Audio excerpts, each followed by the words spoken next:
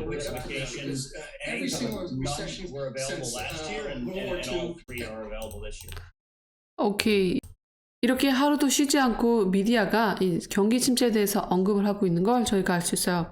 그래서 많은 투자자들이 지금 아니 도대체 경기 침체가 지금 우리가 현재 겪고 있지만 또 얼마나 심하게 오는지 또 얼마 동안 오는지 또 정확히 언제 오는지 궁금해하고 계실 거예요. 그래서 저희가 할 수 있는 것은 단지 경기, 마켓 지표를 잘 알아보고 미래에 대해서 대비하는 거라고 저는 생각이 돼요. 우선 현재 지금 일어나고 있는 것은 많은 투자자들이 얘기하고 있는 거예요.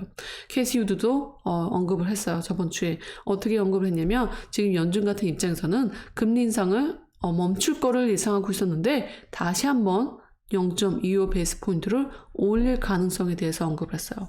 그래서 만약에 금리 인상을 다시 한번 인상을 하게 된다면 그만큼 더 크게 이 마켓 그리고 또 많은 스톡들 회사들이 큰 부담을 갖고 있을 거다라는 거죠.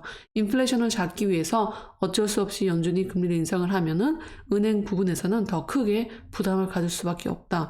그래서 은행이 지금 가지고 있는 미션 손실 금액이 그 금액이 크게 더 올라갈 수도 있다라는 거죠. 그래서 지금 이로 인해서 이 5월 달에 있는 연준 미팅이 가장 크게 지금 관건이 되고 있고요.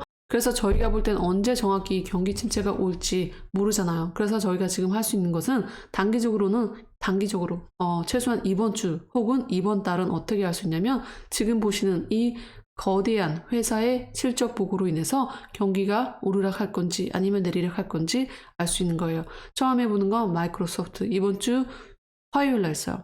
근데 이거는 이 북미 시간으로 화요일, 그러니까 한국 시간으로는 수요일이겠죠. 그리고 구글도 역시 화요일 날 있고요. 그리고 아마존 같은 경우는 목요일 날 있어요. 이 세 개의 거대 회사의 실적 보고에 따라서 이번 주 마켓에 크게 영향을 미칠 것으로 보고 있어요. 지난주에 테슬라 실적 보고가 나와서 마진이 크게 기대에 미치지 못했다라는 이유로 테슬라가 지금 10% 이상이 하락이 됐죠. 저번 주에 비하면. 그래서 이것으로 인해서 오늘 또 다시 한번 158불까지 내려갔다가 지금 161불로 이제 마감이 됐는데 이로 인해서 지금 이번 주에 나오는 이 세 개의 가장 큰 회사의 실적 보고에 따라서 다시 한번 크게 이 전체 마켓에 영향을 줄 것으로 보고 있어요. 특히 나스닥 마켓이요. 그리고 제가 이미 이 멤버들이 볼 수 있게 커뮤니티에 포스트를 했어요. 지금 이 S&P 500 그래프를 보시면 계속해서 하락 방향을 보이고 있다는 걸 알 수 있어요. 그래서 지금 현재로는 그 누구도 바닥이 어딘지 알 수는 없어요. 하지만 지금 중요한 것은 이 그래프를 보시면 S&P 500 이 그래프를 보시면 쭉쭉 살짝 다운 트렌드를 하고 있다라는 거예요. 제가 이 그래프를 보여주면서 그래서 이게 계속해서 마이너스가 된다라고 말하는 게 아니라 이런 트렌드가 있다. 그러니까 지금은 항상 신중을 기할 때이다 라고 언급을 하고 싶어요. 그리고 또 이것은 제가 미리 언급했던 캐시 우드와 발라지 전 코인베이스 최고 기술자가 지금 현재 비트코인 가격에 대해서 얘기를 했고 앞으로 비트코인에 대한 사용성, 긍정적인 것들을 많이 얘기했어요. 하지만 여기서 중요한 포인트는 비트코인, 크립토를 떠나서 주식 마켓이죠. 이 주식 마켓을 보고 있으면 지금 그래프에서 보는 것은 화폐 유동성을 보고 있어요. 이 화폐 유동성이 이렇게 다운된 적이 없다라고 할 정도로 정말 많이 다운된 걸 볼 수 있죠. 이 뜻은 지금 캐시우드가 계속해서 걱정했던 거, 소비자들이 돈을 어디 쓸지 모를 때, 투자를 어디에 할지 모를 때 그 기간이 오래 지속되면은 경기 침체가 올 수 있다라고 했어요. 그래서 이 그래프를 보면은 우리가 점점 그러한 트렌드로 가고 있다라는 거죠. 경기가 좋을 때 사람들이 많이 예금을 하고 돈의 씀씀이가 많이 있을 때 그때는 이렇게 돈의 지출, 돈의 화폐 유동성이 높아요. 근데 지금 이게 코로나 바이러스 이후로 쭉 더 내려간 걸 볼 수 있죠. 그래서 지금 이 시점에서는 돈의 화폐 유동성이 현저하게 떨어졌다. 그래서 지금 투자자들은 그리고 소비자들은 돈을 어디에 쓸지 살짝 모르는 단계에 처해 있다라고 생각이 됩니다. 그리고 가장 중요한 것은 이 그래프라고 생각이 되는데요. 제 얼굴 때문에 조금 보이지 않는데 이 그래프를 보시면 2008년 이 부동산 사태로 인해서 크게 경기 침체가 왔을 때 그리고 또 2020년 코로나 바이러스가 왔을 때 그리고 지금 현재 상황을 볼 수 있는데 왜 이렇게 지금 2008년보다 더 높은 상태를 유지하고 있을까요? 은행 사태로 인해서 이 정부가 3천억 달러를 이 밸런스 대차 대출부에 올려놨죠. 그리고 또한 그게 끝이 아니다라는 거죠. 계속해서 지금 은행들을 위해서 돈을 계속해서 대주고 있다라는 거예요. 그래서 단편적으로 보면은 은행 사태가 끝났다라고 생각할 수가 있는데, 물론 정부의 도움으로 그냥 쉽게 무마됐다라고 생각할 수 있는데 그게 아니다라는 거죠. 그 뜻은 지금 정부 같은 입장에서는 이 커머셜, 이 상업, 렌트, 상업 부동산 비율에서 엄청난 손실이 있을 거라고 예상이 되고 있어요. 그래서 그것을 지금 계속해서 은행들이 시간을 벌게 해주는 거다라고 했어요. 이것은 은행을 도와줘서 문제를 해결하려고 하는 것보다 지금 이 은행들 그리고 정부가 시간을 벌고 있다라는 거죠. 그래서 지금 저희가 이 그래프를 보고 알 수 있는 것은 지금 상황이 2008년 그 이상으로 정부에서 돈을 더 대출해주고 있다라는 거. 그래서 이게 상태가 끝난 게 아니다라고 저는 개인적으로 생각이 돼요.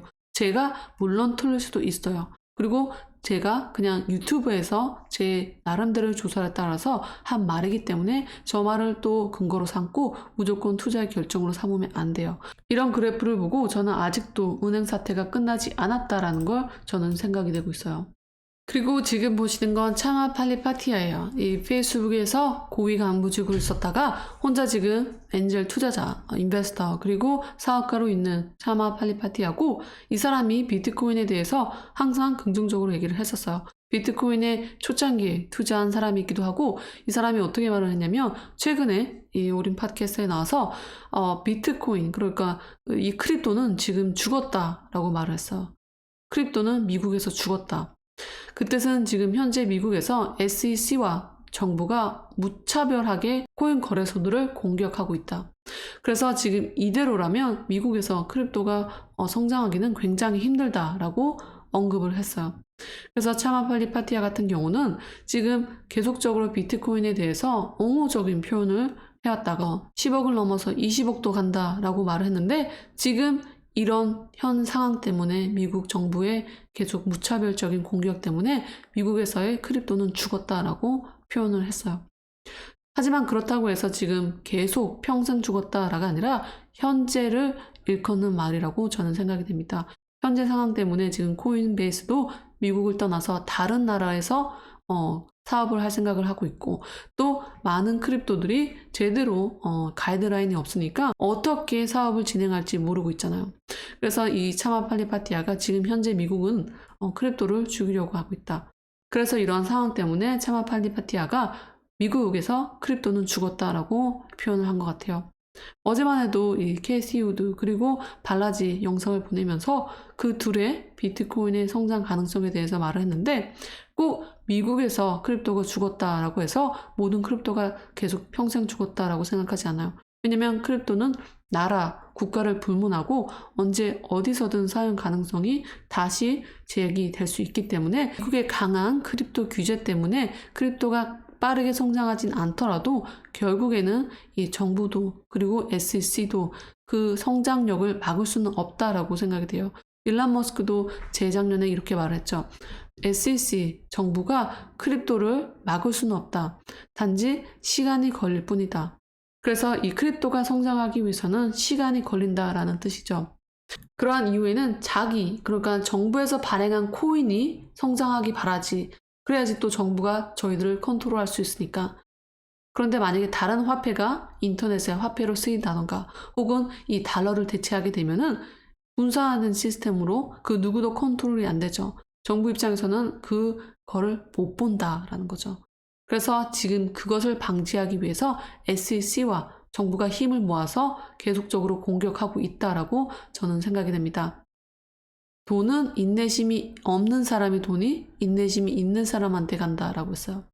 그래서 이럴 때는 마켓이 다운되면은 이것을 기회로 볼 줄 아는 자세도 알고, 혹은 또 크게 인내심을 갖고 기다리는 자세도 중요하다라고 생각이 됩니다. 하지만 그것은 어떤 주식을 얼마나 많이 또 얼마 동안 가지고 있느냐에 따라 다르고요. 또 어떤 회사인지에 따라서 다르다고 생각이 돼요.